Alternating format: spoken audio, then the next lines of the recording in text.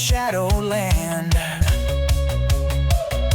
They've got fire, they've got style, they make chaos look worthwhile. Partners in crime, heartbeats aligned, together they're one of a kind. They're the couple that slays together, storming the world, it's now or never.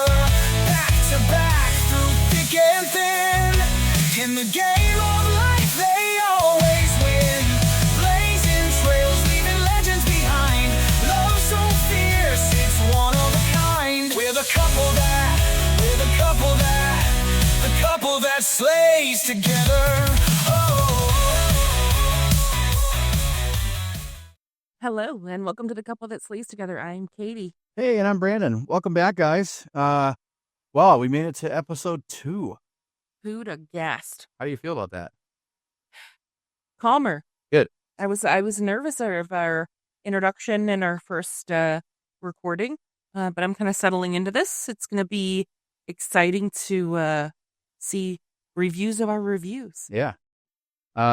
Hey, just so you know, you can catch us on social media. We've got our socials. We were on Facebook, X, YouTube. If you're obviously watching this on YouTube, you already know.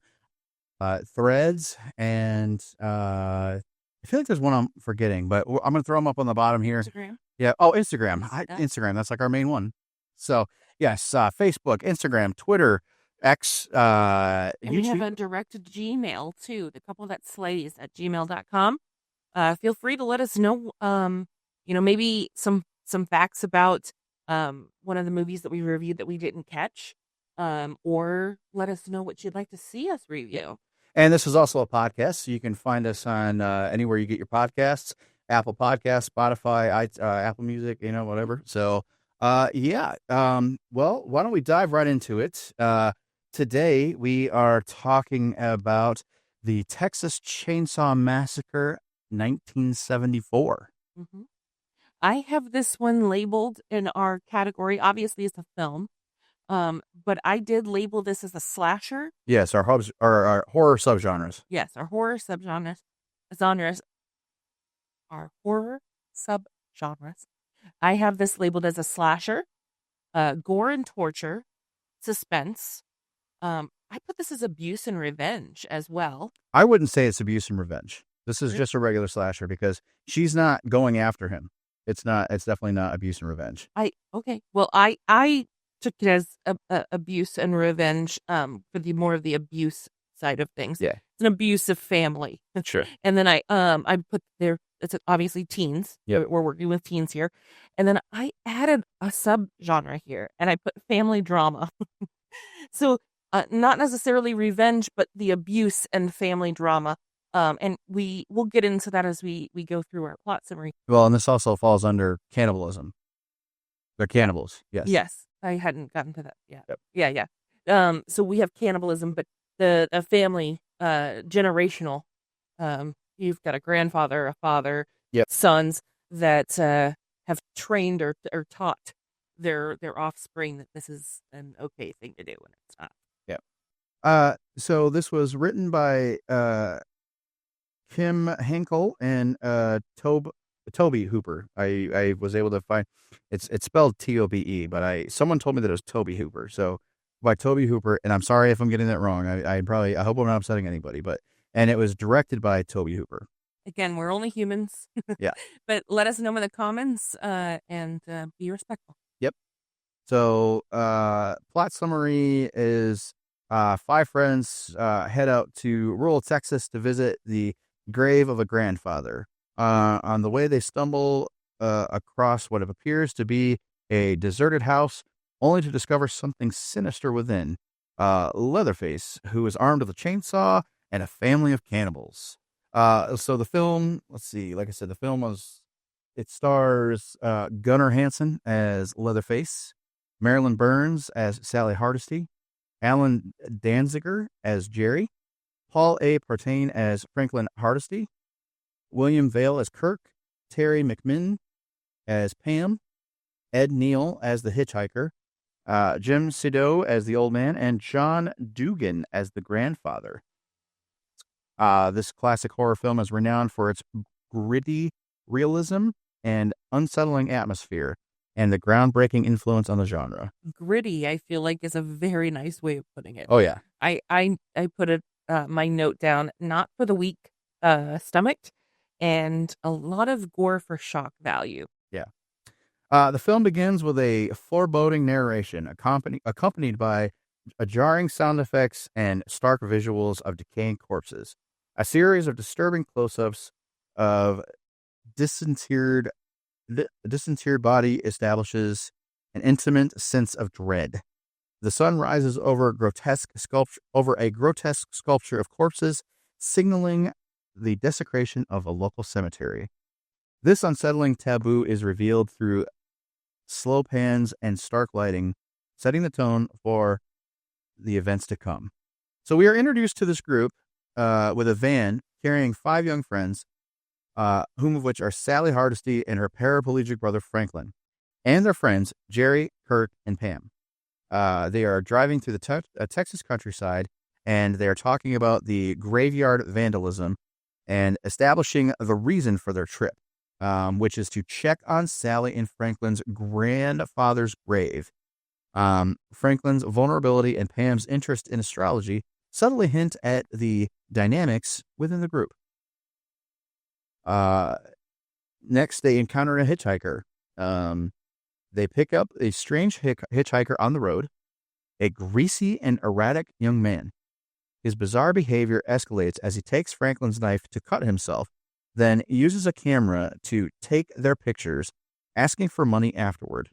When he is refused, he burns the photo and slashes Franklin's arm with a straight razor before being ejected from the van. Do you know what I thought of with that particular scene? What's that?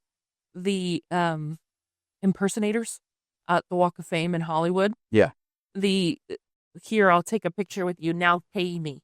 Oh, yeah. I immediately thought of that as he took a photo of them from the back of the van facing towards the front. Yep. And it's like, no one asked you to even do that, you crazy. Yeah. And then goes, pay me. It's a little odd, just to be asking for strangers for photos, but then to charge them for it. Right. Yeah. Well, and he's not even dressed, like, at least I guess on the Walk of Fame in Hollywood there and everything, they'll dress up as characters. But it is very much like a scam. Yep. Where tourists don't realize that then afterward they're going to go, he took my picture. Right. So after the hitchhiker is ejected from the van, he smears blood all over the van as it drives away. This is obviously kind of a picture of, like, this is what's coming. Like, you can tell violence is coming. There's when you're initially watching this, you're thinking, okay, maybe he's just crazy, but why would he wipe blood off the van? Right. The group stops at a gas station only to learn that the pumps are empty. The station attendant advises them to wait until the next fuel delivery. The very odd setting, complete with a smoking barbecue pit, introduces an air of decay and sets up bleakness of the surrounding area. The group decides to press on to visit the Hardesty family homestead. Now, they did a really good job at painting a picture where, and again, we just did Halloween, our first episode. This was 4 years prior to that. And I felt like this was a little creepier opening. I mean, there was a nutcase in Halloween, but, at the psych ward, but this is just pure hillbilly strangers you don't know. Well, one of the things I noted for my plot summary was the fear of the unknown is very much the cornerstone of building the suspense of this movie. The fear of unknown people, unknown place, unknown. You've picked up a hitchhiker that you don't know. Yeah. Already a red flag. Right. Well, and I had notes on that too. The 70s, it seems like it was just like getting on a city bus. You stick your thumb out, somebody pick you up, you might get there, you might not. Even in true crime as well, not just in the genre of a fictional story. Well, even Dumb and Dumber in the 90s, pick them up. Right. So yeah, I put that down. And then moreover, I also put down the unknown of the city kids versus the rural people. It automatically puts you into it's an us versus them. Yeah. They're different than me. They're doing things different than I would do. And I don't know if I'm safe in my location or safe with the people I'm around. Right. I give credit where credit is due. This is not one of my favorite horror franchises, but it's doing a great job of building the uncomfortable that you feel in if you were one of those teens in that van. Yep. Well, first off, I wouldn't pick up a hitchhiker. Sure. But if you were and you didn't have, the opportunity to not, you would be so uncomfortable. Oh, yeah. So after the teens are at the gas station, they arrive at the old Hardesty house. The group explores its dusty and decrepit interiors. Franklin feels isolated due to his limited mobility, guy in the wheelchair, and his frustration begins to grow. Pam and Kirk decide to look for a nearby swimming hole, leaving Franklin, Sally, and Jerry behind.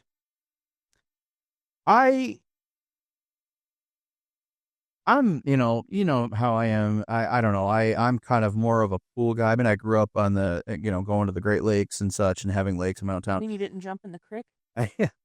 But I can't imagine jumping into a pond that I don't know about. I don't know. It just seems weird to me. Well, and I think that you also have to take the lens of this is 1974. Yeah.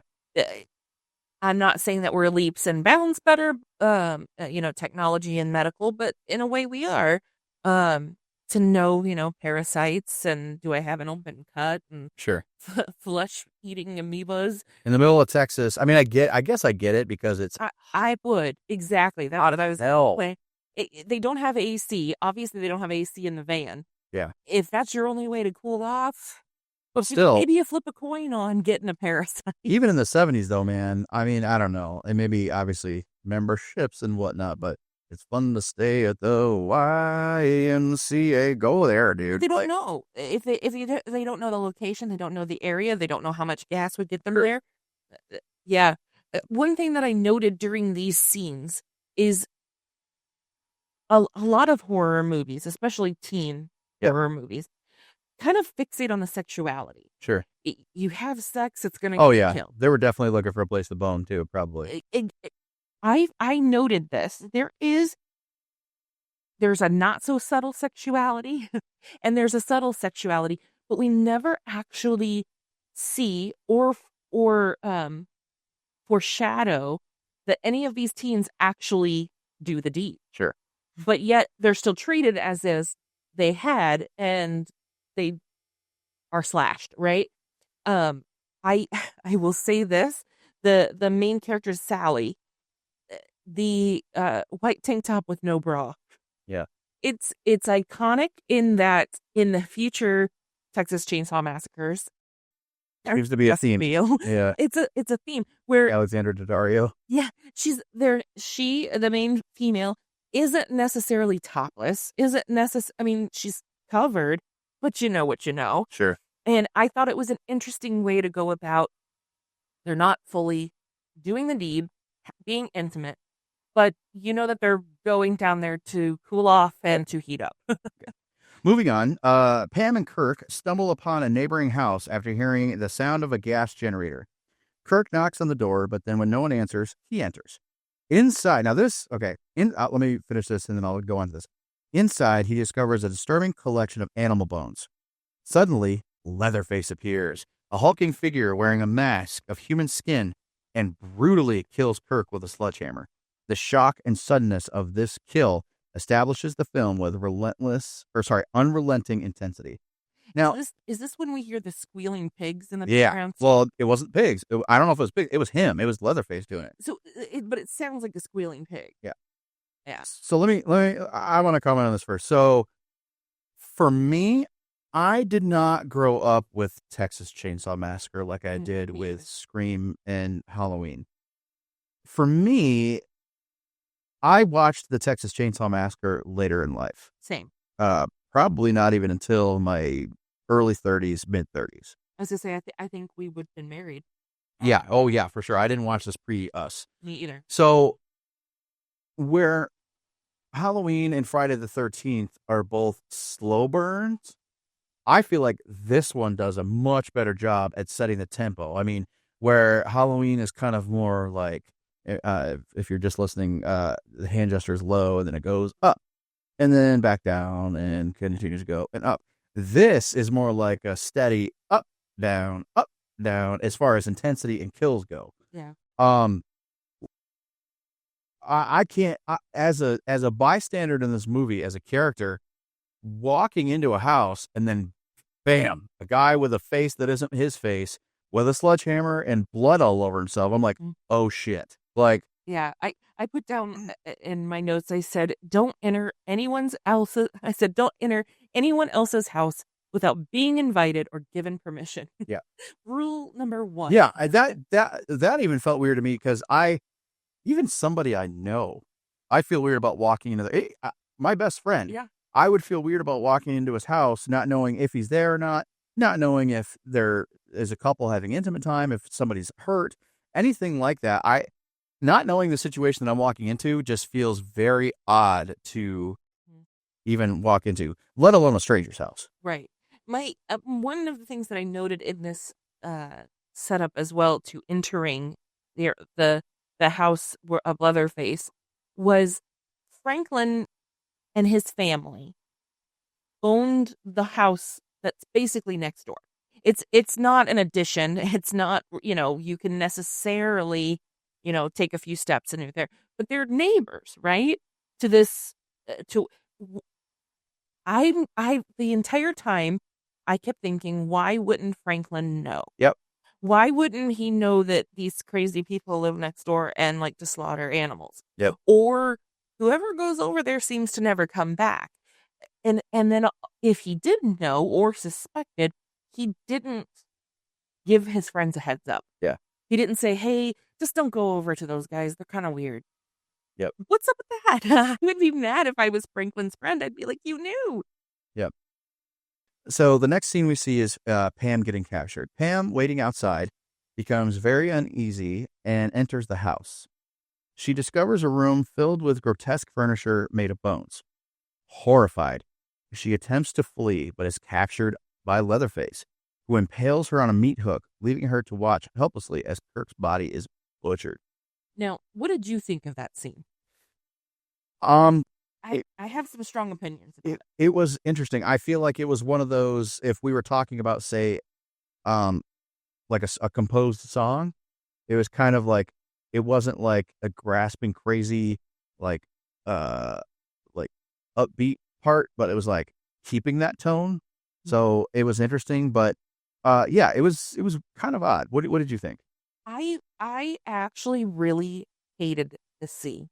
The scene of Leatherface coming through and getting Kirk, iconic. Yep. Her being put on the meat hook, iconic. You see that later in other Texas Chainsaw Massacre. Yeah. In other films. In other films, the meat hook. Yep. This is what starts it. Saw 7, the final chapter. Yeah, I give credit where credit is due.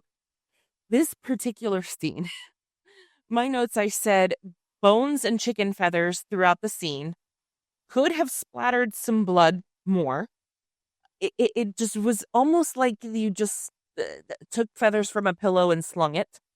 And then to me, what was very noticeable was that the bones were like a medical student, like a medical skeleton, and put on ropes and wires that were very noticeable. And there's a lot of hard work to this. I give credit where credit is due. But to me, it took away from that buildup that we had with the van and with Kirk getting killed. It took away because my mind immediately went to, well, that's fake. Well, that's fake. And we know it's fake. I'm not going to say that we don't know it's fake. But even in 1974, I kind of felt like there could have been a little bit of covering of the metal holding the bones, holding. Yep. And on top of that, again, I have a strong opinion about this scene. It just went on a few beats too long for me. Oh, yeah. It was very zoom in on chicken feathers. And I get what they're doing is they're setting that tone of, they are slaughtering and butchering, and they have a fixation with the bones, and they, if you don't know already, Leatherface is actually based on a true serial killer named Ed Gein. We'll get in that. We'll get Okay. into that. So I get that they're kind of building up because that's similar to what his house was like. Yep. But it lasted too long, and it was too hokey for me. When Kirk and Pam don't return, Jerry sets out to look for them. He stumbles upon the same house and investigates. In a freezer, he finds Pam's twitching body, only to be attacked and killed by Leatherface with a sledgehammer. Leatherface's panicked demeanor after this kill suggests his own disturbed psychology, which is interesting. As night falls, Sally and Franklin, the only two left alive. Now, that seemed really quick. I mean, yeah, the pacing of that, again, you weren't bored watching this. I mean, people are dying left and right. So, as night falls, Sally and Franklin venture into the woods to find their friends. Leatherface then ambushes them, killing poor Franklin with a chainsaw in a shocking, gruesome scene. Sally flees, screaming through the dark forest in an extended and harrowing chase sequence. I wrote down that this, I could not believe everything that Marilyn Burns went through with this film. Yeah. More than Nev Campbell, more than Jamie Lee Curtis, more than Samara Weaving, who can wail like a goat. This girl, and I think in our interesting things of note, we have how long that took that shot. I just don't know how, as an actor, dude, you talk about being a master of your craft to a T. Yeah. I mean, how much she runs around wailing. And in only that tank top. In 100-degree weather, which at night, obviously, it's probably a little cooler, but not by much. And it's not even just the running away from Leatherface. The running through this brush. Yeah. And how much she had to have actually been scratched up. And I'm sitting here going, how much of this is fake blood and how much of this was her real falling and hurting herself and getting scratched up? Even Gunnar. I mean, I'm impressed that he's able to, as big of a guy as he probably was at that point, to be running through. Now, mind you, wearing dress pants, a short sleeve dress shirt, an apron, which looked fairly heavy. I mean, looking at this style here, we're looking at the action figure. Yeah. I mean, probably in real life, this was so heavy, or it had some weight to it. I don't know. Obviously I wasn't there. But having that chainsaw too, which probably wasn't light. I don't know if he was using it or not, maybe, but I think that what they did was they just took the chain off of it, and that it was probably a real heavy weight. Yeah. So, but I mean, and wearing that mask and, I don't know if it was a real wig. I don't know. But anyway, I just feel like between the two of them, that had to have been miserable. Oh, yeah. So Sally finally reaches the house and seeks help, but quickly realizes that it belongs to Leatherface's family. She encounters the grotesque and seemingly lifeless grandpa, who his decrepit state adds another layer of horror. I put down in my notes, I wondered if this was somehow a nod to Psycho. Could have been. It was a very similar staging. Yep. And we'll see that Grandpa comes back later, so it's not a corpse, but he looks like it. Well, Grandma was a corpse. Yes, or Mom, or whoever that was. Yeah, the Grandma was a corpse, and it was, to me, a nod to Psycho. Sure. The family, Leatherface, the hitchhiker, and the gas station attendant all capture her, binding and tormenting her in the scene of unrelenting psychological terror. We then get to the infamous dinner scene which is a nightmarish sequence of chaos and grotesque humor. Sally is tied to a chair made of human remains as the family mocks and torments her. Which is another nod to Ed Gein. Sure. Yeah. The family attempts to have Grandpa kill her with a hammer, but his feeble state renders the scene both horrifying and absurd. I giggle at that because my notes, I put, Grandpa's not as good as he once was. Well, and it's just like, how is this guy, and I get you're older, but still, like, it seems like this guy would have eaten as much. Like, are they giving Grandpa the scraps? Like, why isn't he as nourished? Right. Which, I mean, again, older, but still, I feel like he would have, again, probably more for the horror of the film, but it seems like he should have been more there. Well, and I wrote down this as well. Is my question, is Grandpa a vampire? Right. Because you see him drinking blood. He drinks the blood from her fingertip. The other men in this family, we haven't seen them actually cannibalize at this moment. We haven't seen them ingest blood, but Grandpa does. But it seems that Grandpa doesn't partake in the meat. Right. He only has so far partaken in the blood. So then I'm saying, are we trying to say that Grandpa's a vampire? Right. What was the point in that other than us feeling uneasy? Yep. When they attempt to have Grandpa kill her with a hammer, Sally then screams, and the cacophony of the family's laughter reaches a fever pitch. Sally then escapes in the chaos and is able to break free and leaps through the window. Now, again, probably a stunt person, but this was supposedly low budget, so it makes me wonder, did she do that, or did a man put a wig on and do it? Well, and just what she had to go through with the whole Grandpa trying to hit her with the hammer. Yeah. And I put on here, there was also the too much time on Sally's eyeball of terror. Yeah. They put this actress through a lot. They did. That was a lot of the psychological. Yes, you can poke fun that Grandpa was weak and everything, but what she had to go through and seen. Yep. It had to have been a lot. Oh yeah. Sally breaks free and leaps through the window, escaping into the dawn. So now we're getting into daylight. She's covered in blood, runs down the road, and with the hitchhiker and Leatherface in pursuit of her.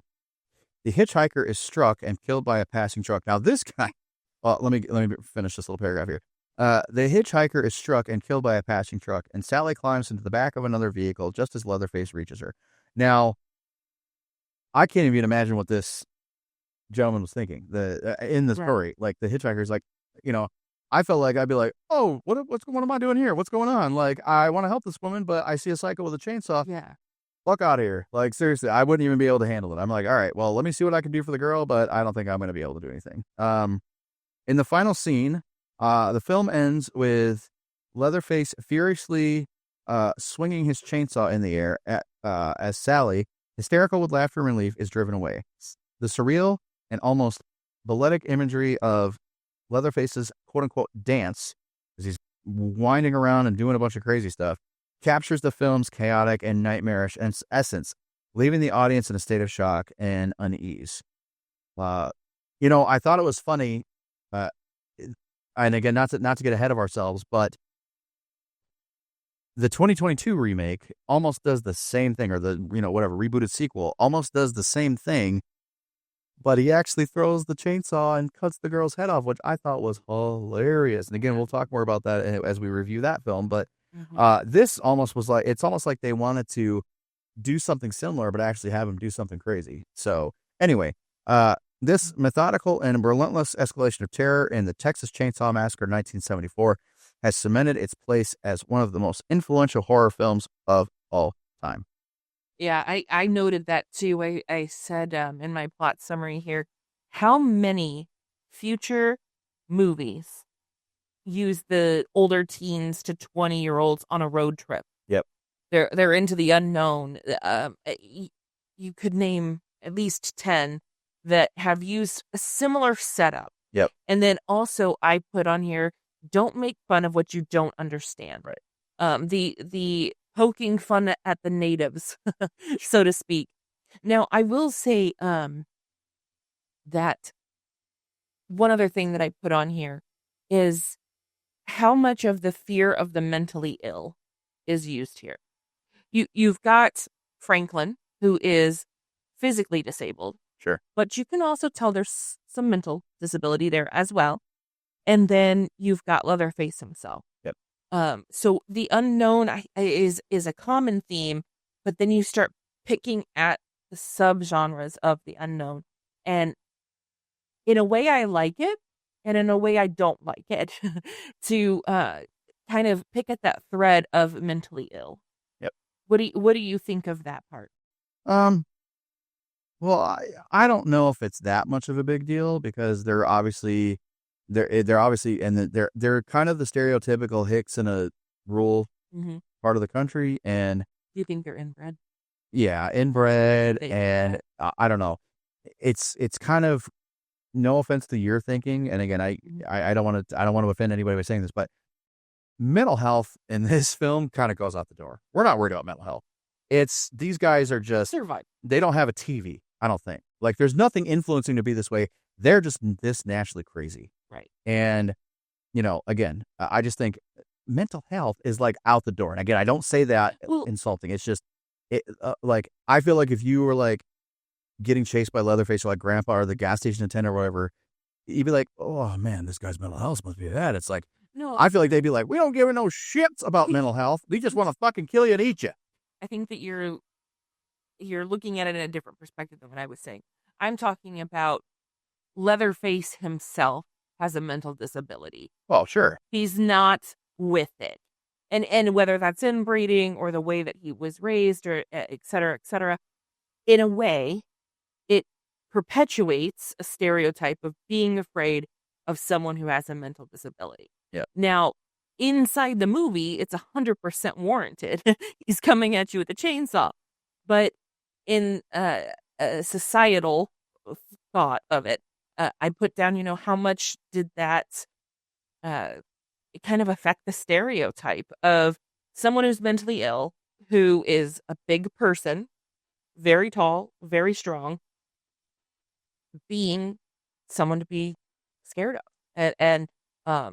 I think it just pulls on that thread, I think, for another us versus them. Yep. Okay. All right. So it's time to get into the interesting things of note. This film is an allegory for the Vietnam War. For Hooper, the newer, shinier chainsaw is more than just a piece of a moving picture memorabilia. Now, again, these are things that we found on the internet. This one in particular, these facts were quite long. There was a lot of these interesting things of note come from Gunnar Hansen, who played Leatherface's book, and things that Tobe Hooper has said about the film. It's a chance for audiences to revisit the political underpinnings that led to the film's creation in the first place. Though it's easy to think of the film as a straight-up horror movie, the Texas Chainsaw Massacre also belongs to the new Hollywood movement that was happening during the 1970s, an era in which films were being influenced by a persuasive delusionment resulting from events like Watergate and the Vietnam War. So, kind of going back to your point about mental health, we see, again, I know this is a horror channel, but there's a documentary out there called Look Up to the Skies, The Amazing Story of Superman. And they were trying to relate Superman to how can Superman be relevant in a time of war, like World War II or whatnot.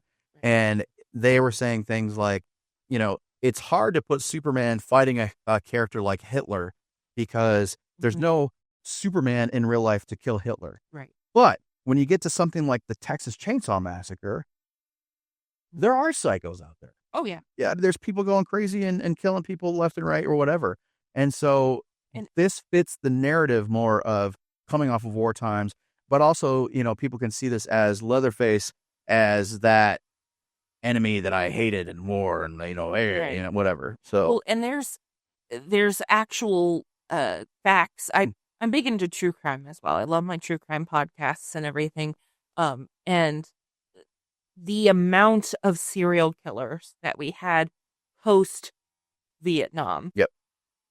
Astronomically more than what we had before. Sure. Now you can point your finger at the reason why, 100 different reasons why, but I think, in my personal opinion, it does boil down to how someone deals with something traumatic like the Vietnam War. Yeah. And PTSD and also, the amount of mental health help there truly was for our vets returning. Yep.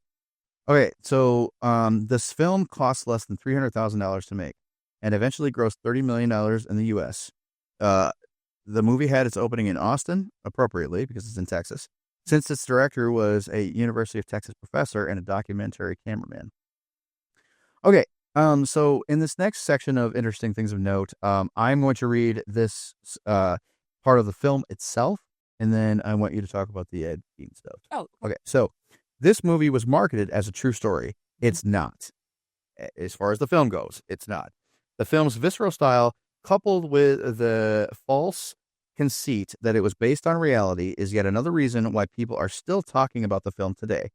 People are absolutely convinced that it did happen, says Gunnar Hansen, who starred as Leatherface and wrote the book in 2013, Chainsaw Confidential, aimed at separating the film's fact from fiction. Most people are surprised and don't know whether to believe it or not, but there are some who actually get angry when I say, no, it didn't happen. However, the film's realism is, of course, a major part of its legacy. Because of Hooper's very realistic tone, the Texas Chainsaw Massacre creates an experience for the viewer that is beyond any other movie. The fact that you absolutely follow the journey of some people into thinking that is so crude, so violent, so brutal, following the journey of some people into something that they thought was so crude, violent, brutal, and unflinching, says writer-director Alexander Aja, whose own horror movie making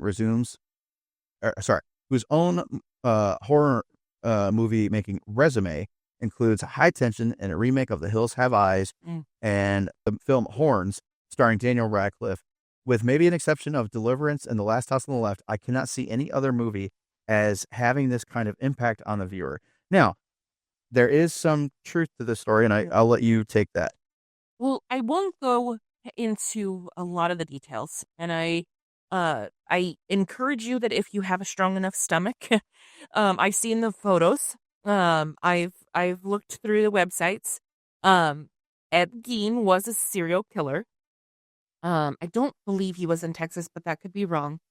But he was known to, I guess the right word would be utilize every piece of his victims, meaning cannibalism, like what we have here, but also things like possibly making a leather apron from someone, making furniture for his house.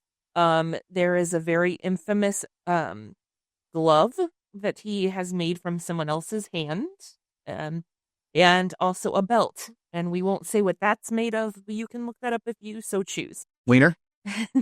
No, but upper region that everyone has. Boobies?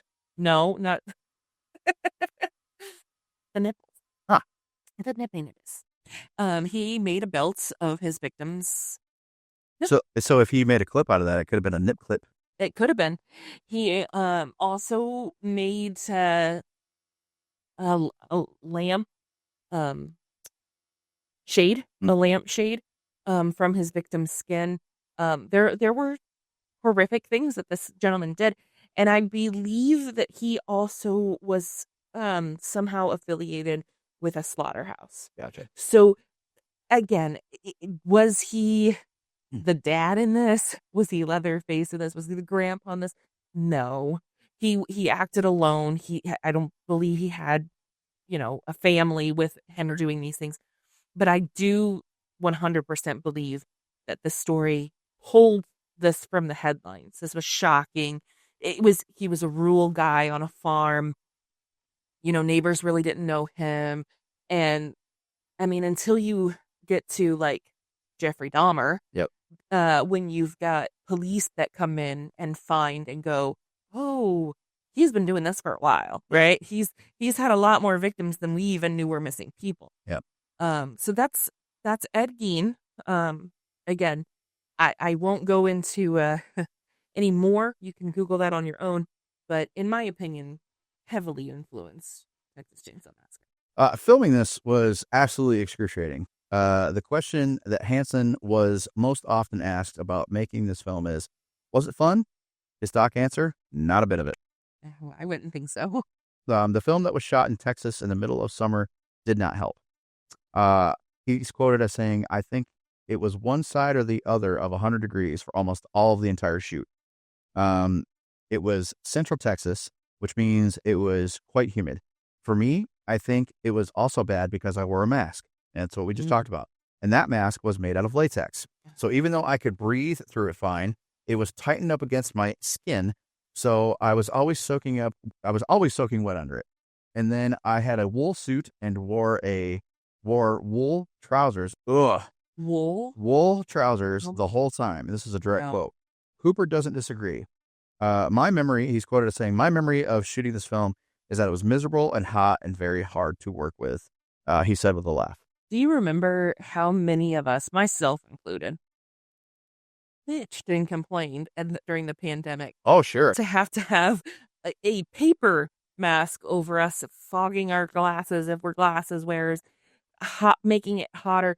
I cannot imagine a latex full mask in that kind of heat. I would be passing out just from standing still, let alone swinging a chainsaw and running through the woods. And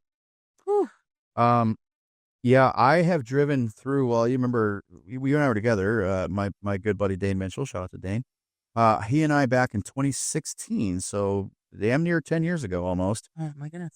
We drove instead of flew to Texas for that Space City Comic Con, which actually, I'm sorry, that was 10 years ago. It was 2015. So, yeah, I remember we got to Texas and it was awful. Houston, to be exact. It was, I never wanted to visit Houston again after that. I haven't been back since. No, let me ask you this, because I've only done a layover in Austin and we stayed in the airport. Yep. Humidity here in Indiana can get bad. Yep. It can be annoyingly bad. Is it anywhere close to Texas?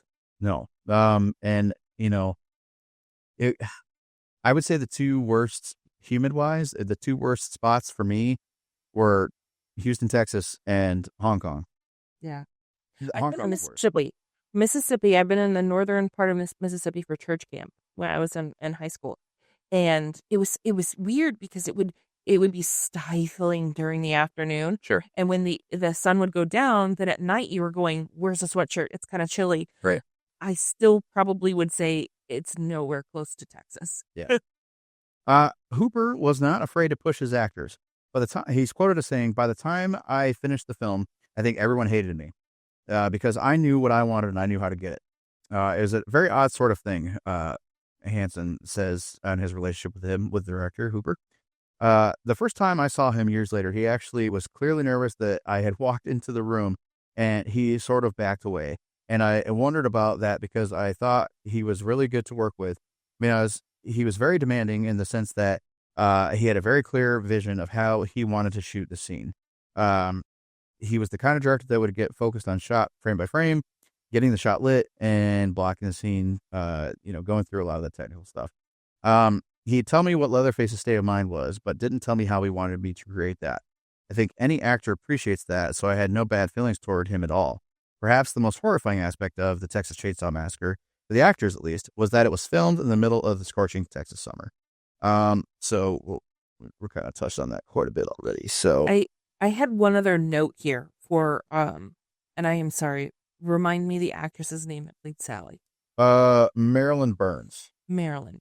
I noted on here the scene where she thinks that she's gotten salvation. Yeah. And it ends up being one of the family members. Yep. And you kind of get the hint at that the barbecue is not from a cow or Sure. a pig. I noted something else that this poor actress had to go through. I say poor actress, not in a demeaning, just what she physically had to go through. There's a scene where he is beating her with a broom. There's no, I'm trying to kill you. He is just that sadistic that he's beating her with a broom. Yeah. And that stood out to me because as a woman, and I can only speak for myself, not as all women, but as a woman, it's like it's demeaning, right? Sure. And I'm sure it would be for a man too, but this man over you obviously wants to hurt you, but he's hitting you with a broom just so that you know that he's the one in control. Yep. I thought that was a very interesting scene, and then what that put Marilyn through. Now, do you think going back, and maybe you'd have to watch this again, but and again, I don't discount everything you just said, Yeah. But do you think he did it because of that's why he wanted it to? Or do you think he was so inbred and dumb that he was just hitting her with whatever he could grab? That's a fair point to have. I probably would have to rewatch that particular scene, but you would think they're cooking meat in this roadside barbecue hut, that if he really wanted her killed, he could have picked up one of their knives, one of their cooking utensils. Maybe it was a, you'll grab anything while you're physically fighting somebody. Yep. But again, it I don't know. My lens, my frame of reference, I just took that as male versus female. Again, maybe cat and mouse situation. He wants to mess with her before he kills her, right? Yep. But again, what that actress had to go through, getting hit with a broom like that, was a lot. Yep. Last thing I'll say about the heat, they had to do this in 100-degree weather, like we talked about. They had to press on and get it done because they were trying to get it done in a month. Most productions can go 3 to 4 months. This one, yeah. I mean, sometimes if you're working on a film like Avatar or Watchmen or something, like probably 6 months to a year. You hear about reshoots and everything. I mean, a month. I think that kind of the least amount of time I've ever heard it was like 6 weeks. Yeah. So that's a lot in a short amount of time. Yep. It's not as gory as you might think. One of the most amazing tricks in the filmmaking of this, in the horror genre, is in fact when you really look at this movie and you realize that there are almost no blood or graphic violence. You realize that there is almost no blood nor graphic violence on screen. Aja says. That's debatable. Well, but it's the editing, the rawness, and the craziness of what you see that makes this experience so intense. Your mind creates what you don't see in the movie, and it fills in the gaps to see all of the quote-unquote massacre. That's true. I mean, to go back when I was talking about like the chicken feathers and the bones. Yeah, it could have used a little bit more gore to kind of look over some of the obvious fake of it. Yep. So there is a lot that your mind connects the dots, like in the barbecue hut. Yep. They don't expressly come out and say that's a human, right? But you infer that pretty easily. But I have to push back on that because you have her bloodied. The very end scene, her laughing hysterically. She is covered in blood like she was hairy. Well, so that Grandpa sucking the blood off of her finger. I guess you have to define gore because you hear people say often, like when you talk to people at horror movies. And maybe for the viewers, you could kind of comment what you think on this. You ask people sometimes, hey, what do you think of Saw? It's like, oh, I don't know, man. It's torture gore. It's just a gore fest. You don't necessarily hear that much about Texas Chainsaw. I mean, 2 regular slashers. I mean, if you're going to sit there and say it's quote unquote gory, right, then I kind of agree with what Aja is saying here. I think that I'm not saying it's like watching a Care Bears or a Disney movie. Right. But there's a difference between slasher and gore. Right. I think that it's contextualized, right? If you put Texas Chainsaw Massacre up against Saw's more gory. Yeah. 100%. If you put Texas Chainsaw Massacre up against Halloween, this is gorier. Sure. Now, you wouldn't say that there's no gore. Right. I think that if you were to take what he said as, critics of this saying that it's just a gore fest would be surprised at how little we actually used fake blood. Yeah, okay. But there is still gore. Yep. There is still the undertone of cannibalism. Yep. It really isn't for the weak of heart and stomach. Sure. Final girl Marilyn Burns, who played Sally, was very terrified in actual like real life. In one of the film's final and most memorable scenes, Sally is tied to a chair at Leatherface's dinner table while the family of cannibals taunt and mock her for well over 5 minutes on screen time. In real life, here's where I was talking about. In real life, those 5 minutes took approximately 26 hours to shoot, according to Gunnar Hansen. He's quoted as saying, the entire dinner scene is burned in my memory. I think just because of the misery of it. He says, at that point, we were really just on the verge of mental collapse. mental health. Mhm. And Marilyn told me about how awful it was for her because she was terrified.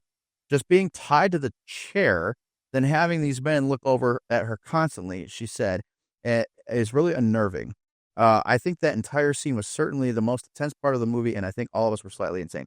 Look, I have taken a 16-hour one-way flight to Hong Kong. I have done a 12-hour flight to Auckland, New Zealand. Uh, I don't think, and you're in a plane, so you can get up, you can move around, and especially going to Hong Kong, hour 13, I was getting cabin fever. We were over the Arctic. We flew north. I was about to lose my mind.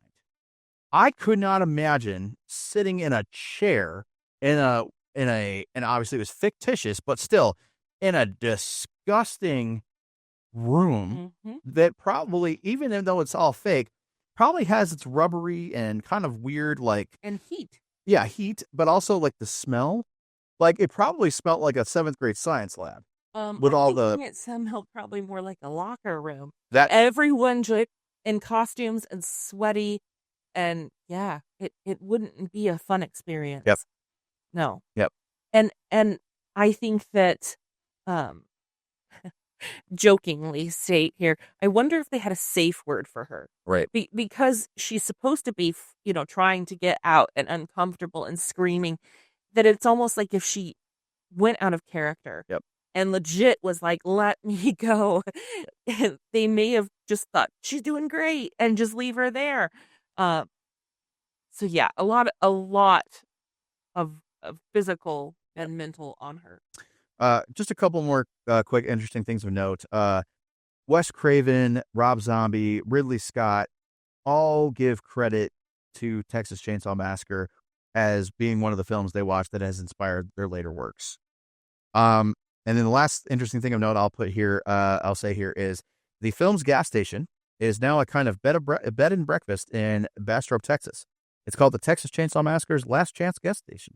Interesting. Last Chance Gas Station. Interesting. Yeah. Yeah. All right, so now we're going to You give the death. stayed there. I want to hear about it. Yeah, we'd love to hear your thoughts. Have you stayed there? It'd be important to hear Heard about it. about it because I didn't know anything about it. That'd be. All right, so now we're going to move on to the death count. How many people do you think died in this? Oh goodness, I wish I kept better count. Well, obviously you had, what was it, her 4 friends, Mhm.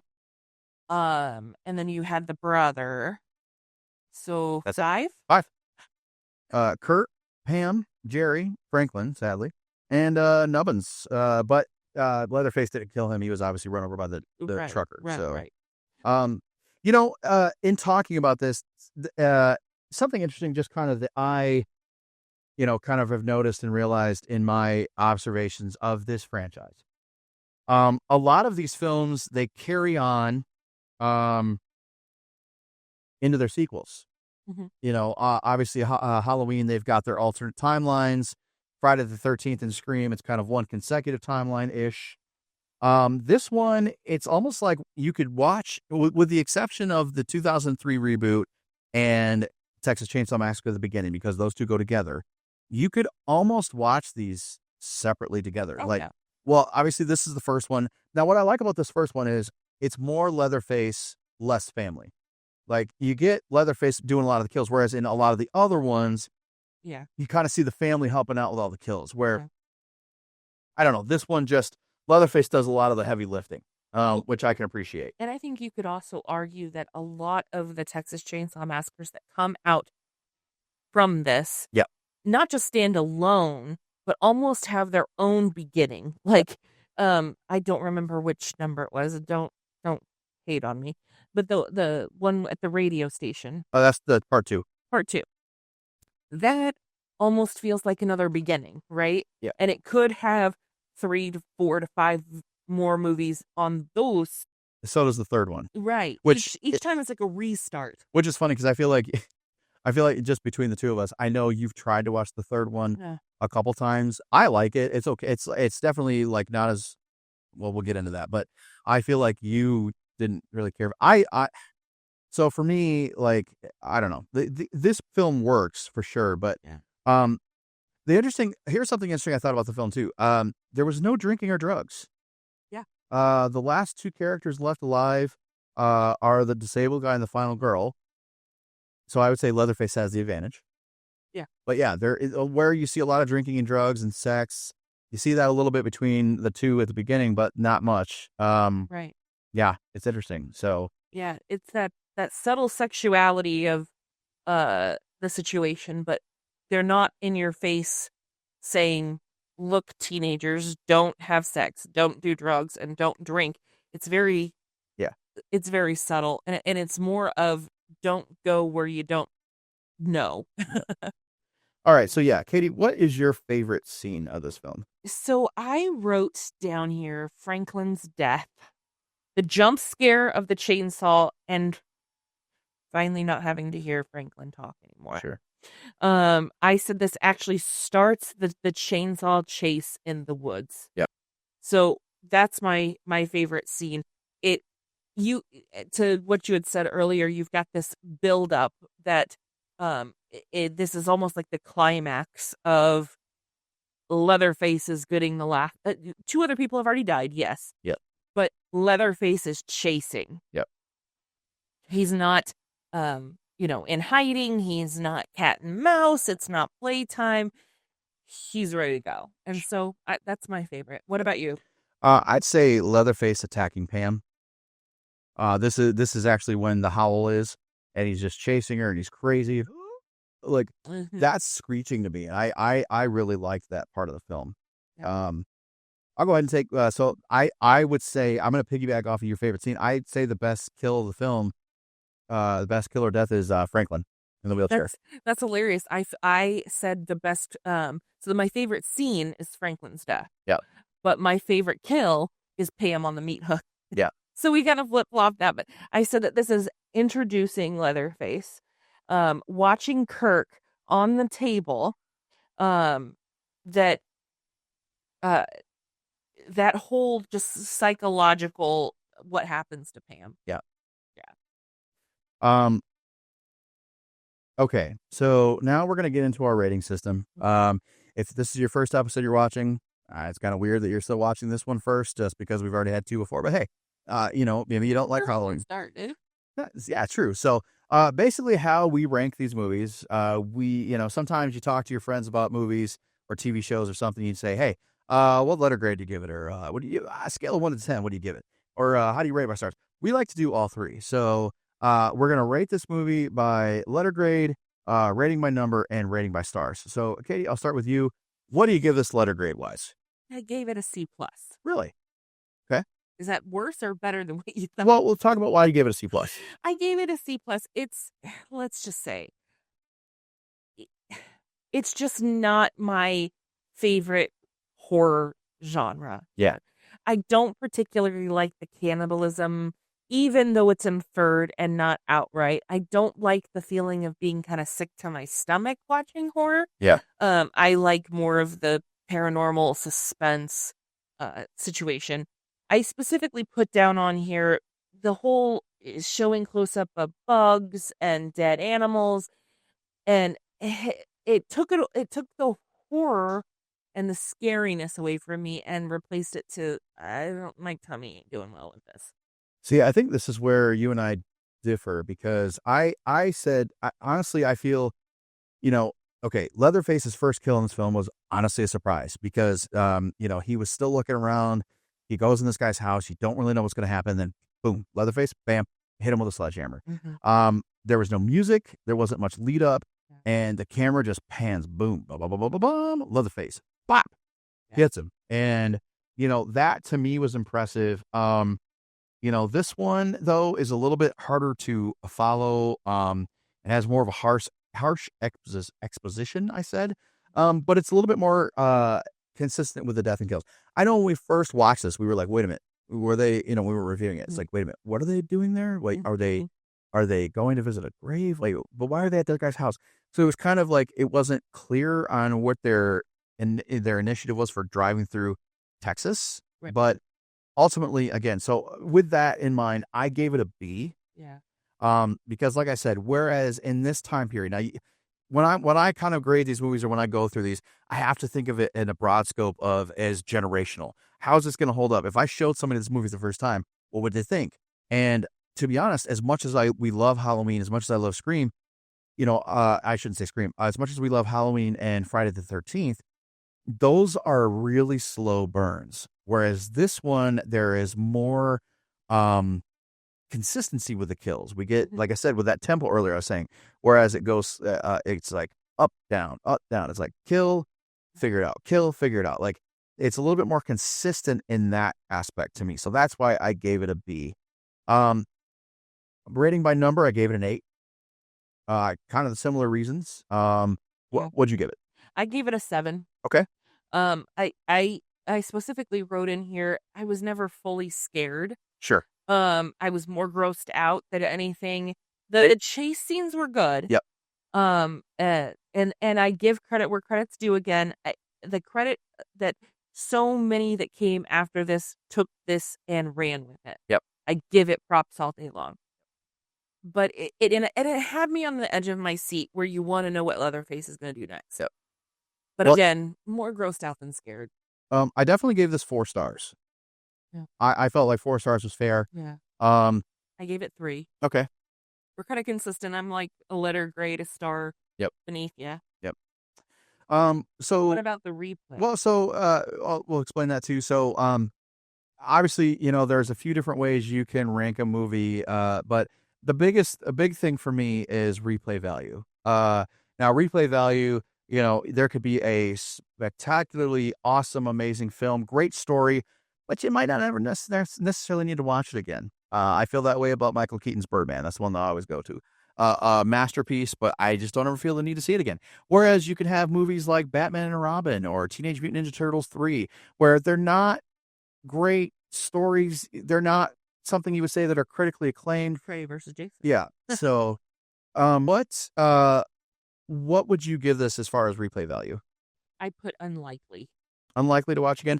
Unlikely to watch again. I probably only rewatched it this time so that we could do the review. That's fair. Yeah. I would say that I'm likely to watch it again, just because if I'm doing a Leatherface Texas Chainsaw watch through, that I think I would sit down and watch this again. But it's not the one that I go to when I'm watching a horror movie. Honestly, it's definitely I default if I'm watching Leatherface and Texas Chainsaw. I'm going to default to the 2003 reboot. That one's my favorite. The Jessica Biel. Yep. Yeah. So. I think also it's a generational thing too. Like you said, it came out 2003. We're juniors, seniors in high school. Yep. To me, that one also still grossed me out more than scared me, but sure. it was good. Yep. Well, I'd say that's it for this episode, guys. Thank you for joining us on our review for the Texas Chainsaw Massacre 1974.